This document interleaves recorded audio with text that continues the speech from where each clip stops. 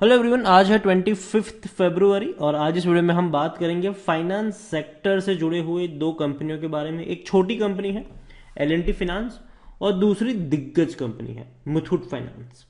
दोनों के बारे में हम यहाँ पर बातचीत करेंगे और ये भी डिस्कस करेंगे कि भैया मौका बन रहा है कि नहीं बाइंग का, और अगर बन भी रहा है तो कहाँ पर बन रहा है।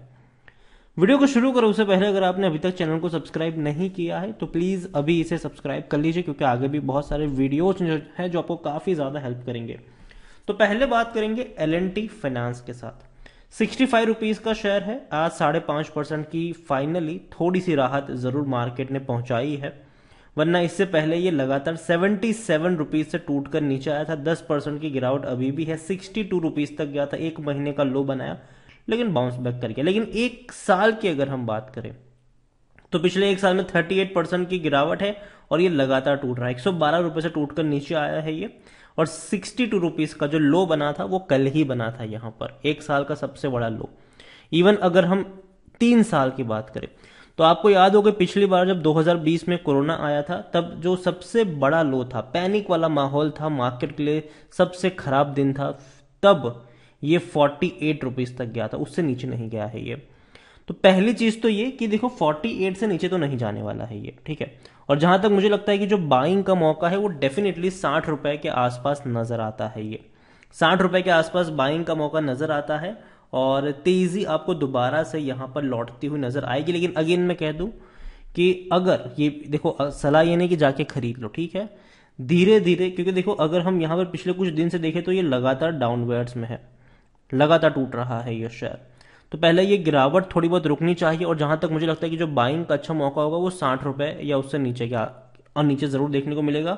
50 रुपए तक इतना भयंकर नहीं टूट सकता है ये। देखो मार्केट में अभी जो गिरावट है वो टेम्पररी है, रशिया और यूक्रेन का पूरा मामला है वो टेम्पररी है। सिचुएशन समय के साथ बेहतर होती चली जाएगी।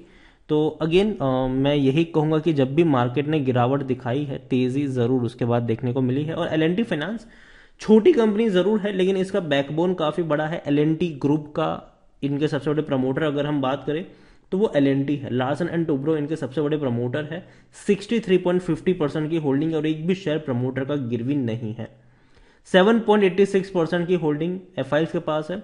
1.95 म्यूचुअल फंड, 4.15% की होल्डिंग इंश्योरेंस कंपनी के पास देखने को मिल रही है। और दिसंबर क्वार्टर में 325 करोड़ का मुनाफा भी इस कंपनी ने कमाया है। हालांकि इनके रेवेन्यू थोड़े से कम हुए हैं, 2,970 करोड़ का रेवेन्यू देखने को मिला है जो पिछले साल 3,385 करोड़ का था। तो रेवेन्यू कम जरूर हुआ है लेकिन प्रॉफिट बहुत अच्छी तरीके से इनका इंक्रीज हुआ है, जो अगेन मैं कहूंगा अच्छी बात है। यहां पर अगर L&T फाइनेंस की मैं बात करने जाऊं तो वॉल्यूम्स 90 लाख के आसपास देखने को मिले हैं, जो कि अच्छे वॉल्यूम्स हैं, उतने खराब भी नहीं है ये। L&T को लेकर अगर हम देखें तो सिर्फ 7% लोग ही है जो बेचने की बात करें। अगेन मैं कह रहा हूं मेरी बेचने की सलाह नहीं है। खरीदारी के मौके की जहां तक बात है वो मुझे लगता है कि 60 रुपए का लेवल मुझे पसंद आता है। वहां पर मुझे लगता है कि रिस्क थोड़ा कम है, रिवॉर्ड थोड़ा ज्यादा है। यहां पर इनके रेवेन्यू लगातार बढ़े हैं। 8,300 करोड़ के रेवेन्यू 13,700 करोड़ तक पहुंच चुके हैं। और प्रॉफिट्स हालांकि डिक्लाइनिंग मोड में है, लेकिन अब धीरे धीरे प्रॉफिट इनके बढ़ने वाले हैं, क्योंकि दिसंबर क्वार्टर में 300 करोड़ से भी ज्यादा का मुनाफा इस कंपनी ने कमाया है। उम्मीद करते हैं कि 2022 के फाइनेंशियल ईयर में, मतलब फाइनेंशियल ईयर में इनका जो प्रॉफिट होगा वो 1000 से 1200 करोड़ के आसपास होगा मिनिमम। L&T फाइनेंस अगर हम देखने जाए तो खरीदारी का सही मौका है, क्योंकि शेयर ओवरबॉट जोन में नहीं है और काफी सस्ते कीमत पर अवेलेबल है, क्योंकि पी रेशियो इसका 15 का है और सेक्टर P 25 का है, तो सस्ता कह सकते हो। 90% एनालिस्ट कहते हैं खरीदारी करो। मेरी भी बाइंग की रिकमेंडेशन है लेकिन 60 रुपए के आसपास, ठीक है। और अगेन कह दूं इसका मतलब ये नहीं है कि आपके पास है तो आप बेच दो, रखे रहो इसको, बेचने की जरूरत अब नहीं है यहां पर। तो L&T छोटी कंपनी है लेकिन प्रमोटर इसके सक्षम है, प्रमोटर इनके बड़े प्रमोटर्स हैं और अच्छी खासी इनके रेवेन्यू में भी बढ़ोतरी हुई है। कंपनी और अच्छा परफॉर्मेंस फ्यूचर में दिखा सकती है। और कह सकते हैं कि जब इंडिया में कोरोना आया था तब जिस तरीके की गिरावट आई थी मार्केट हम सबको पता है कि कितना नीचे टूट चुका था, वहां से कितना बढ़िया रिकवर भी हुआ है। ये तब 50 रुपए के आसपास गया था, उससे नीचे मतलब 48 के आसपास गया था, उससे नीचे नहीं गया है। तो इस बार आप ये एक्सपेक्ट नहीं कर सकते कि ये वहां तक जाएगा, बल्कि उससे पहले ही बाउंस बैक कर लेगा। तो L&T मैं मानता हूं कि खरीदारी के मौके जरूर बनेंगे यहां पर, तो नजर रखिए। दूसरा दिग्गज शेयर है मुथूट फाइनेंस, पसंद आता है ये मुझे शेयर, 1345 का शेयर है। और अगेन मेरी सलाह हमेशा से रही है कि जब भी टूटेगा खरीदारी के मौके होंगे। एक महीने में 8% की गिरावट है, बड़ी गिरावट है, लेकिन अगर एक चीज आप ऑब्जर्व करो, जिस दिन मार्केट भयंकर तरीके से टूटा था यहां पर गिरावट नहीं थी ज्यादातर, 1345 से ये 1314 तक ही गया था, कोई बहुत बड़ी गिरावट यहां पर नहीं आई थी। और आज उतनी रिकवरी भी आ गई, लेकिन उससे पहले की गिरावट जरूर है यहां पर। एक साल में अगर हम देखें तो पिछले एक साल में मुथूट फिनांस के शेयर में 1% का ग्रोथ है। इस बीच 1700 रुपए तक भी गया था ये शेयर, और जो लो है वो 1140 रुपए का है। मुथूट फाइनेंस मुझे पसंद आता है शेयर, क्योंकि अगर आप 10 साल का इसका ग्राफ देखोगे तो कंटिन्यूअस इस कंपनी ने ग्रोथ दिखाई है, और बढ़िया ग्रोथ दिखाई है। आप देखो लगातार ये शेयर ऊपर ही ऊपर जा रहा है, जब भी टूटा है उससे ज्यादा का बाउंस बैक दिखाया है। लार्ज कैप शेयर है, 54,000 करोड़ से भी ज्यादा का इसका मार्केट कैप है। वॉल्यूम 10 से 11 लाख के आसपास नजर आए हैं। प्रमोटर के पास 73.37% की होल्डिंग है। एफआईएस के पास 13.67% की होल्डिंग है। 7.12% की होल्डिंग म्यूचुअल फंड के पास है। 0.73% की होल्डिंग इंश्योरेंस कंपनी के पास है। मुथूट फाइनेंस को लेकर अगर हम देखने की कोशिश करें तो मुथूट फाइनेंस बेचने की सलाह कोई नहीं दे रहा है, मैं भी नहीं दूंगा, बल्कि खरीदारी के मौके हैं अब यहां पर।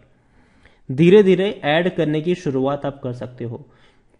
1900 तक के भी टारगेट्स बड़े बड़े ब्रोकरेज फर्म के देखने को मिले हैं। रेवेन्यू लगातार बढ़े हैं इनके, 5,900 करोड़ के रेवेन्यू आज 11,500 करोड़ तक पहुंच चुके हैं। और जहां तक बात है प्रॉफिट्स की, तो प्रॉफिट भी 1200 करोड़ का प्रॉफिट आज 3,800 करोड़ पर आ चुका है। तो प्रॉफिट लगातार इनके बढ़े हैं और सब कुछ बेहतरीन है, सस्ते कीमत पर मिल भी रहा है। 13 का इसका पी है, जबकि सेक्टर पी 25 का है।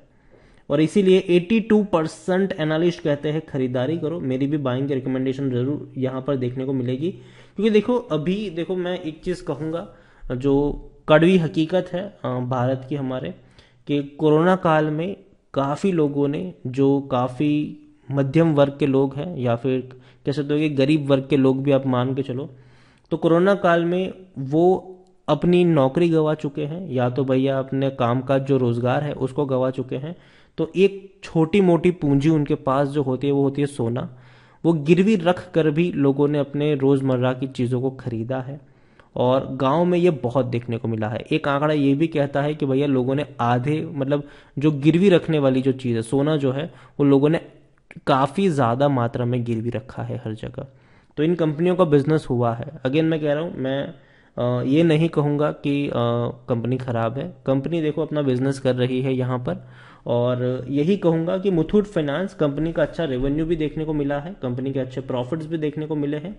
और उम्मीद करते हैं कि इनके जो, अगर हम डिविडेंड की भी बात करें तो 20 रुपए पर शेयर का डिविडेंड भी मुथूट फाइनेंस आपको पे कर रहा है।